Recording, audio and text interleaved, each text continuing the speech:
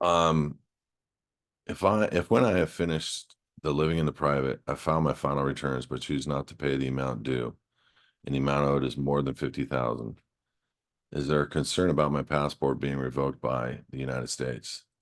In that same scenario, if I cannot get my employer to pay my foundation and have to give them a WABEN/W4T to accept payment to me personally, is wage garnishment likely to be an issue?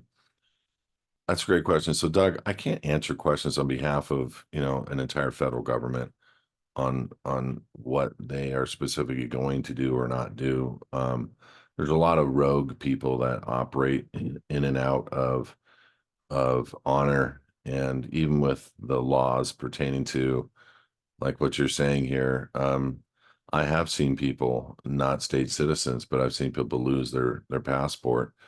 And there's scenarios to which we are working through with attorneys um, to rebut the presumption of jurisdiction and your Fourth Amendment right to travel. And so we're doing a lot of next level stuff. I have had people with $1 million lien IRS issues get passports. So to say something whether or not specific to you, I can't really respond with integrity. Um, I would say that it would be 3 years before they would go into, in effect, a lien, number one. Number two, what people don't realize is there's a specific statute within the IRS code that before they can place any lien, and by the way, this is an important thing. If you're ever going to listen to anything I say, listen right now. A lien, and the only way to procure a lien is to file it at the Secretary of State's office. That's it. You cannot just go and take a notice of lien, which is not a lien, and file it into a county recorder and expect to have a truthful lien. And a lien is not a judgment. A judgment is a right to a trial by a jury. A lien is just imposed. Now that's number one. Number two, under IRS code, and I can't quote it right now, but I'll find it and I'll do an entire show around this because we've helped people get remove garnishments and liens because of what I'm about to say. So to answer your question, just remember what I'm about to say. The IRS code specifically requires that they show that you're a proof of an employee of the United States prior to putting a garnishment or a lien on you. And so one of the reasons why we do proof of non-employment with the United States is because that letter comes back and we now can use that to go after the officer who violated the fact that he put a lien in the county recorder, a false lien, a fake lien, and that you're not an employee of the United States, and he's in violation of his own code with the IRS, and to remove it within 11 days.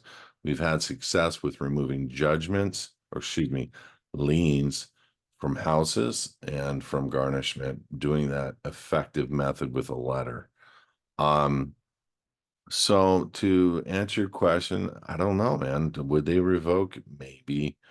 By that time, you're 3 or 4 years down the road, and you know what? If it were me and I had an issue with the IRS and I just wanted a clean slate and I was worried about my right to travel, I would take that BC, I would lean up on the birth certificate, and I'd walk in as a secured party creditor against the BC in bankruptcy court and bankrupt the IRS after 3 years of a filed return. You would do several things. You would become the primary creditor in many of the transactions within bankruptcy. And there's a few people that do this, and it's a pretty interesting concept.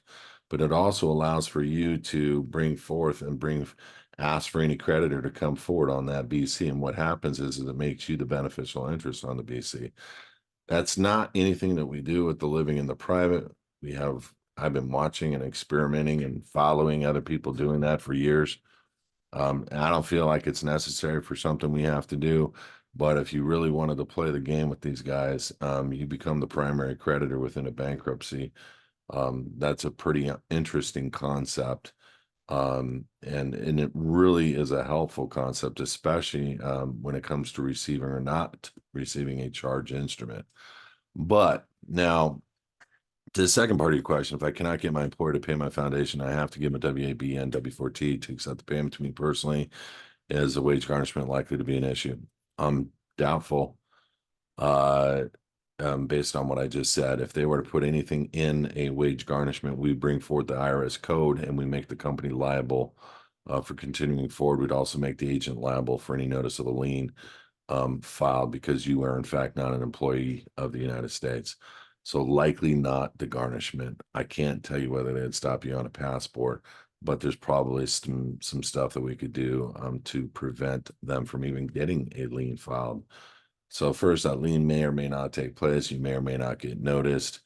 And then we'd immediately go after proof of non-employment, which you would already have with the LPP living in the private program. And then we'd issue that guy a warning letter to remove the lien or be personally liable based on the fact that you're a non-employee of the United States.